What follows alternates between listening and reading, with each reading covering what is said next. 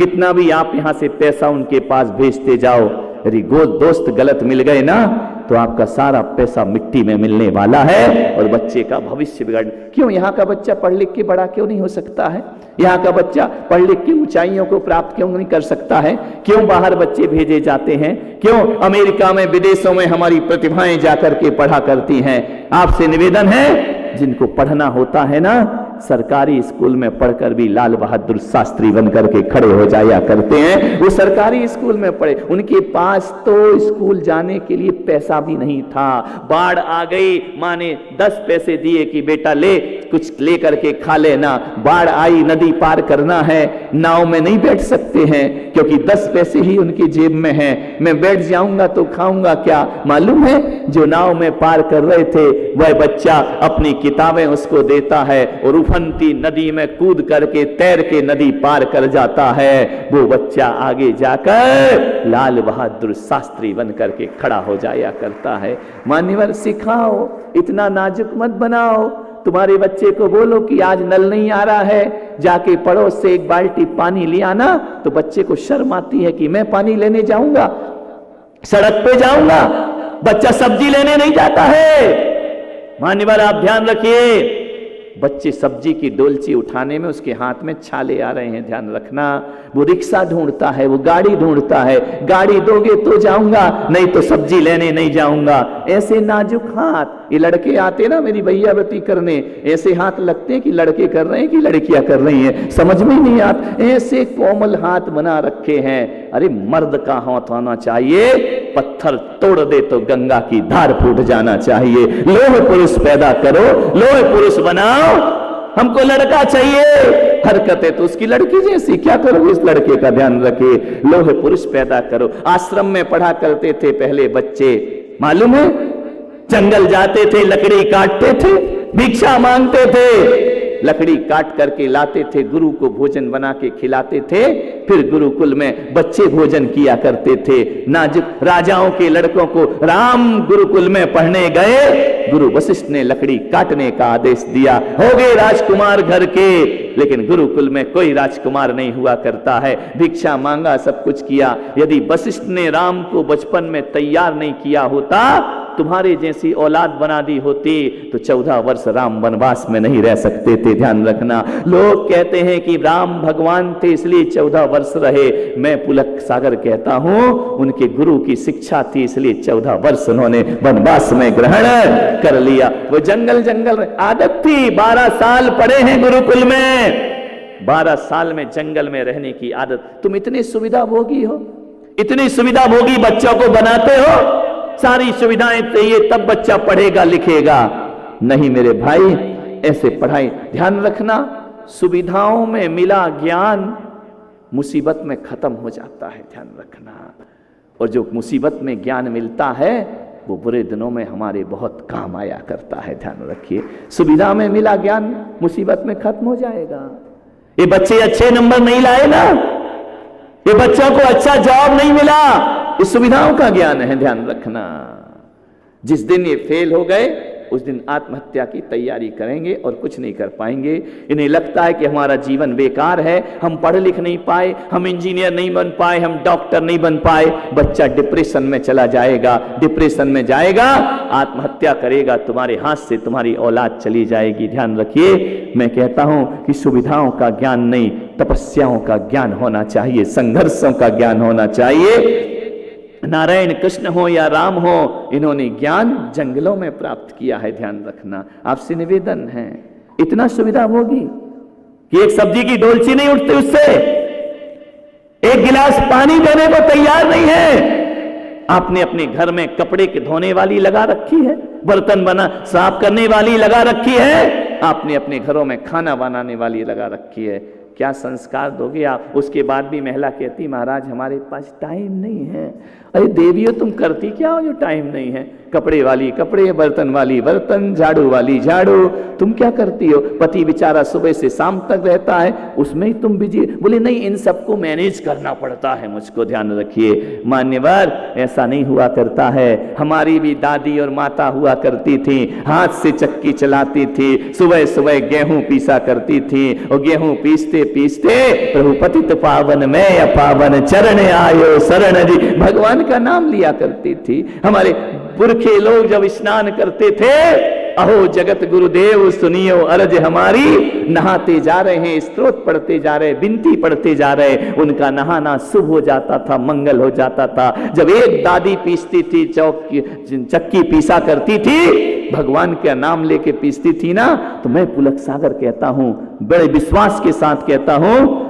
कि बड़े बड़े रेस्टोरेंट में भोजन का वो आनंद नहीं आता जो दादी की रोटी में आनंद आया करता था, क्योंकि उसमें भगवान का नाम होता था, उसमें संस्कार होते थे। ऐसा लगता था कि रोज मुनियों का प्रसाद ग्रहण किया जा रहा हो, ध्यान रखना। ऐसे हमारे बुजुर्गों ने हमें ढाल करके यहां तक बनाया है। आपके बच्चे क्या हैं, 4 कदम विहार कराओ तो छाले पड़ जाते हैं उनके पैर में। ये देश की रक्षा करेंगे, ये तुम्हारी रक्षा करेंगे। घर में चोर आ जाए तो बच्चा पलंग के नीचे छिप जाएगा, ध्यान रखिए। आपने लोह पुरुष बनाया ही नहीं है, लोह पुरुषों की जरूरत है। यदि एक बेटा क्या 4 बेटे भी हो जाए, नाजुक बेटे न धर्म संभाल सकते, न राष्ट्र संभाल सकते, न देश। अरे ऐसे 4 बेटों से अच्छी तो रुचिरा जैसी बेटी है जो देश के लिए सब कुछ किया करती है, ध्यान रखना। कैसी जिंदगी हम जी रहे, तालियां बजाने से कुछ नहीं होगा मेरे भाई, ध्यान रखना। आज हमने एक कहा कि यहां पर हम शिविर लगा रहे हैं, चटाई पे सोना पड़ेगा, उसने अपना फार्म कैंसिल कर दिया, मुझे चटाई पर नींद नहीं आएगी। क्या परंपराएं हमारे बुजुर्ग ने बनाई थी मालूम है? क्या करते थे हमारे बुजुर्ग? मैं आपसे निवेदन कर रहा हूं, एक शिक्षा दे रहा हूं, यदि साल महीने की 30 रातें अपने घर में गुजारते हो तो एक रात किसी तीर्थ पर जाके अवश्य गुजारा करो, ध्यान रखिए। यदि महीने की 30 दिन तुम सरस भोजन करते हो तो महीने में 2 दिन नीरस भोजन किया करो। मान्यवर, आपसे निवेदन है, इसलिए हमारे बुजुर्गों ने क्या बनाया, अष्टमी चौदस को एकासन किया करो, रूखा सूखा खाया करो। अष्टमी चौदस को तुम पलंग पे मत सोया करो, जमीन पर सोया करो। साल महीने में एक बार तीर्थ की यात्रा किया करो। लेकिन आजकल तीर्थ भी तीर्थ कहाँ हो गए हैं, अब तो वो वीआईपी होटलें बन गई, अब धर्मशाला जैसी नहीं रही है। पहले कंकर चुभते थे तब जाते थे सम्मेद शिखर, और कंकर जैसे ही चुभता था तो ये नहीं कहते थे भगवान तुम कहाँ बैठ गए हो, हमारे मुंह से निकलता था सावलिया पारसनाथ शिखर पर भला विराजे जी, हे भगवान तू सच्चा यहाँ पैदा हुआ है। आपसे निवेदन है, क्यों होते थे अष्टमी चतुर्दशी, किस लिए होते थे? कि जो रोज रोज माल मलीदा खा रहे हो ना, जिंदगी को सड़क पे आने पे देर न लगेगी। यदि 30 दिन तुमने अच्छा खाया है और 2 दिन रूखा सूखा खाया है, किस्मत ने पलटी खा ली, जब ये 56 प्रकार के भोग छूट जाएंगे ना, तो अष्टमी चौदस की आदत तुम्हें आत्महत्या नहीं करने देगी, तुम्हें मजबूत बना करके रखेगी। वो कहेगी हम संघर्ष में जी सकते हैं। वो हमारी उपास जो महिलाएं करती हैं, उसका कारण इतना ही है कि आज लाखपति हो कल खाकपति हो जाओगे। ये उपास की साधना बुरे दिन में तुम्हारे बहुत काम आएगी, ध्यान रखना है। उस समय आप ये नहीं कहोगे कि मर जाना चाहिए ऐसी जिंदगी से। इतने नाजुक बच्चे बना दोगे ना तो विपरीत परिस्थिति नहीं झेल पाएंगे। तलाक की बात तो छोड़ो, हमारी समाज में आत्महत्या का ग्राफ भी बढ़ते चला जा रहा है। लोग आत्महत्या कर रहे हैं, सहनशीलताएं नहीं बची हैं। अरे शरीर ही मजबूत नहीं है, मन कहां से खाक मजबूत होगा। मैं माताओं बहनों से निवेदन करता हूं, अपने बच्चों के शरीर को कहा ना कि जिम ज्वाइन कराओ। ये मरे मरे से लड़के, ये कुछ तुम्हारी बहन के भी लाज नहीं रख पाएंगे, ध्यान रखना। आपसे निवेदन है, लोह पुरुष बनाइए। पुरुषों जैसे हाथ ही नहीं, किसी का हाथ मिलाओ ऐसा मरा मरा सा हाथ लगता है, ये कोई जिंदगी हुआ करती है? अरे ऐसा होना चाहिए, ऐसा होना चाहिए जिंदगी में, ऐसा पौरुष हमारे अंदर होना चाहिए। वो बहन कह के गई ना, माला ही मत पकड़ाओ, एक हाथ में भाला भी पकड़ाने का प्रयास करिए। अपने बच्चों को बनाओ वीर शिवाजी, बनाओ अपने बच्चे को महाराणा प्रताप, बनाओ अपने बच्चों को वीर सावरकर बना करके खड़ा करिए। मान्यवर आपसे मेरा निवेदन है, नहीं तो ना देश सुरक्षित रहेगा ना तुम सुरक्षित रहोगे। मान्यवर समय अपनी गति से चल रहा है, ऐसा वातावरण मत बनाओ। एक बच्चा घर में है, मम्मी किटी पार्टी में जा रही है, सज रही है, पुताई हो रही है, ये खींचा जा रहा और ये खींचा जा रहा और ये बाल लाल कटा के आराम से। क्या स्थिति हो गई देश की? हमारे देश की ये व्यवस्था थी कि नाखून कटाओ बाल बढ़ाओ, अब क्या हो गया? अब क्या हो गया है? अब नाखून बढ़ाओ और बाल कटाओ, ये व्यवस्था हो गई हमारे देश की। बिल्कुल उल्टा। पहले का समय वो होता था कि लोग भोजन घर में करते थे और शुद्धि करने बाहर जाते थे। अब लोग होटल में खाते हैं और शुद्धि करने तेरे की ये संस्कृति हमारी हो गई है। टॉयलेट करना है तो घर के अंदर आता है, खाना खाना तो बाहर जाता है। बिल्कुल ही उल्टा कर दिया है तुमने अपनी जिंदगी में, बिल्कुल ही सारी व्यवस्थाओं को बदल दिया है अपने जीवन में। आओ अपनी पुरानी संस्कृति में लौटने का प्रयास करिए। मान्यवर आपसे एक ही मैं निवेदन करना चाहता हूं, वो जा रही है लेडी, किटी पार्टी में जा रही है। बच्चे ने पूछा, मम्मी मम्मी कहाँ जा रही हो, कहाँ जा रही हो? कैसे हम झूठ बोलना सिखाते हैं। बोले बेटा कहीं नहीं कहीं नहीं, तू घर में रह, मैं तुझे 10 रुपए देती हूँ, आइसक्रीम वाला आएगा, आइसक्रीम लेके खा लेना। मम्मी जा कहाँ रही हो ये बताओ। अब छोटा बच्चा है, 10 रुपए के लालच में आ गया। आज का जमाना 100 रुपए का होगा, 10 तो हमारे समय थे। इस 100 का नोट पकड़, आइसक्रीम लेकर खा लेना। बोले मम्मी बताओ ना तुम जा कहाँ रही हो। मैं बेटा मैं, तू कुछ मत बोल, कोई भी आए तो ये बोलना कि मम्मी पापा के साथ बाजार गई है। बोले ठीक है, मम्मी पापा के साथ बाजार गई। बच्चा खुश हो गया 100 रुपए लेकर के। मम्मी किटी पार्टी में चली गई। उस दिन दुर्भाग्य से पापा ही आ गए जल्दी ऑफिस से। पापा ने कहा बेटा मम्मी नहीं दिख रही, मम्मी कहाँ गई? बच्चा बोला कुछ नहीं पापा, मम्मी पापा के साथ बाजार गई है। तो बोले पापा के साथ? भाई दूसरा बाप कहाँ से आ गया इस धरती पर?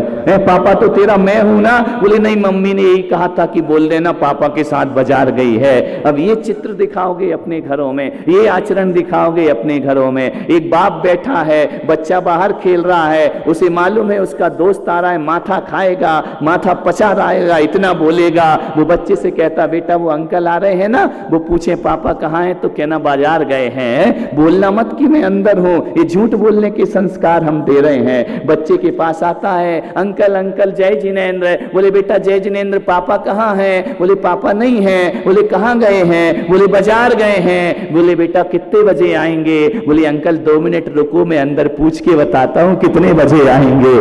विचार करिए आप, बच्चे तो बोले होते हैं, वो क्या जाने। बोले पापा से पूछ के आता हूँ कितने बजे आएंगे। ये स्थिति हमारे घर की है, ये हमारा स्टेटस बन गया है। ये हम कैसे संस्कार दे रहे हैं? आज बच्चा दूसरों से झूठ बोल रहा है, कल बच्चा तुमसे झूठ बोलेगा। ये संस्कार तुमने दिए हैं, ध्यान रखना। एक बाप अपने बच्चे के सामने सिगरेट पीता है, बच्चे से कहता सिगरेट लेकर के आ पान की दुकान से। एक बात ध्यान रखना, ऐसे लोगों को बाप बनने का कोई अधिकार नहीं हुआ करता है। ध्यान रखिए, ये बच्चों के जीवन से खिलवाड़ कर रहे हैं, बच्चों से सिगरेट मंगाते हैं। आज बच्चा तुम्हारे लिए सिगरेट लेने जा रहा है, कल बच्चा अपने लिए सिगरेट लेने के लिए जाएगा। एक बाप पान मसाला खा रहा है अपनी औलाद के सामने।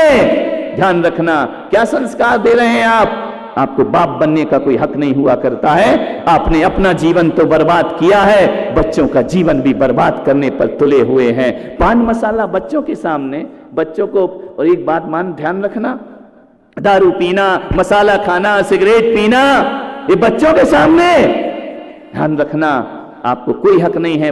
एक शराबी भी चाहता मेरा बेटा शराबी ना बने, लेकिन खुद पिएगा और वो ना बने, तो ऐसा कभी हो नहीं सकता है। ध्यान रखना है, आपको सोचना है, विचार करना है। आप मसाले खाएंगे, आप गलत चीज खाएंगे, बच्चों से उम्मीद रखते कि अच्छे बच्चे बनेंगे, आज तुम्हारे लिए कल अपने लिए लेने के लिए जाएगा। आप देखिए आपका चरित्र कैसा है, आपका आचरण कैसा है। मैं आज बच्चों पर प्रवचन नहीं कर रहा हूं, मैं माँ बाप पर प्रवचन कर रहा हूं। ध्यान रखना, तुम्हें अपनी जिंदगी सुधारना है। तुम घर में गाली दे के बात करते हो बच्चे की माँ से, धुतकार के बात करते हो, अपशब्द बोलते हो, बच्चा क्या सीखेगा तुमसे? आज वो माँ के लिए सुन रहा, कल तुम्हें गाली देने को तैयार हो जाएगा। ये आत्मघाती संस्कार आप अपनी औलाद को दे रहे हैं। मान्यवर, बुढ़ापा बिगड़ेगा, आपका संभलने वाला नहीं है। आपसे मेरा इतना ही निवेदन है, कैसी शर्म कैसी हया। एक महिला जाती है पार्टियों में, बच्चे ने कहा हम भी चलेंगे, माँ कहती नहीं बेटा वहां नहीं जाते हैं, अच्छे बच्चे नहीं जाते हैं। बच्चा समझ जाता है कि फिर मेरी माँ अच्छी नहीं है क्या, वहां काय के लिए जा रही है। जैसे ही गई, अब ले गई, बच्चा जिद करने लगा किटी पार्टी में जाना है, बड़े स्टेटस के लोग आ रहे हैं, अमीर घरों की महिलाएं आ रही हैं। बच्चा चला गया। बच्चा तो बच्चा है, अब छोटा सा बच्चा था। उसने कहा मम्मी मम्मी, बोले क्या? बोले मुझे पेशाब जाना है। बोले पेशाब जाना? बोले हाँ। बोले मम्मी, बोली पेशाब। उसने कहा बेइज्जती कर दी, बदतमीज, घसीट करके ले गई, एक तरफ 2 चांटे लगाए। तुझे शर्म नहीं आता? बड़े घर की लड़कियों महिलाओं के सामने ऐसा बोलता है। उसने कहा मम्मी आ रही है तो आ रही है, मैं क्या कर सकता हूं? अरे बोले आज के बाद आना नहीं कभी मेरे पास, ध्यान रखना, आज के बाद मेरे साथ नहीं आना। बच्चे ने कहा मम्मी आ रही है तो मैं क्या कर सकता हूं? बोले देख आज के बाद यदि तू आएगा मेरे साथ, बोले मम्मी आऊंगा। बोले आज के बाद बिल्कुल मत बोलना कि मुझे पेशाब जाना है। तो क्या बोलूं मम्मी? बोले ये बोलना मुझे गाना गाना है, तो मैं समझ जाऊंगी कि इसको आ गई है, तो मैं तुझे जाके सब करा लाऊंगी। घर पहुंचे, अब हुआ क्या, एक दिन बच्चा पापा के साथ सो गया। पापा जी लेटे हैं पलंग पर। ध्यान रखना, बात बहुत ओछी है, बात बहुत हल्की कर रहा हूं, लेकिन बात बहुत गहरी है, ध्यान रखना। पापा के साथ लेट गया। 12 बजे रात को बच्चा पापा से कह रहा पापा पापा मुझे गाना गाना है। बच्चे ने कहा, बाप ने कहा बेवकूफ, 12 बजे रात को तुझे गाना गाना, दिमाग खराब है तेरा, चुपचाप सो जा। बोले नहीं पापा मुझे गाना गाना है। अरे बोले चुप सो, क्या गाना गाना है?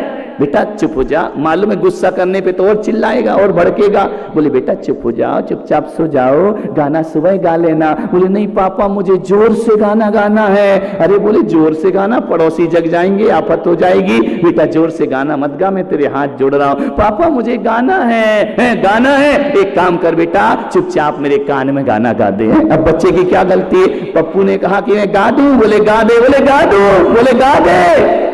बोले मारोगे तो नहीं? अरे बोले कान में गाना, कौन मारेगा तुझे? बच्चे ने टाए टाए, बाप ने कहा ये कैसा गाना गा रहा है? बोले मम्मी ने सिखाया है, ध्यान रखिए, विचार करना है। मान्यवर, गलती किसकी? बच्चे की या माँ बाप की गलती है? एक बात कह के समाप्त करता हूं। एक बच्चा अमेरिका में पढ़ रहा है, बाप यहां अकेला है, दुखी है, रिटायर्ड हो गया है, पत्नी का देहांत हो गया, बाप बूढ़ा अकेला है, रो रहा है। औलाद है लेकिन बिना औलाद के जीवन जी रहा है। बेटा पैसा भेज देता है, बाप से जो भी रिश्तेदार मिलते हैं वो कहता है देखो जिस बेटे को पढ़ाया लिखाया सब कुछ किया, वो बेटा आज मुझे पूछता नहीं है, मेरे पास नहीं आता है, साल में एक बार भी मेरे दुख दर्द नहीं पूछता है। रिश्तेदारों ने बच्चे को फोन किया,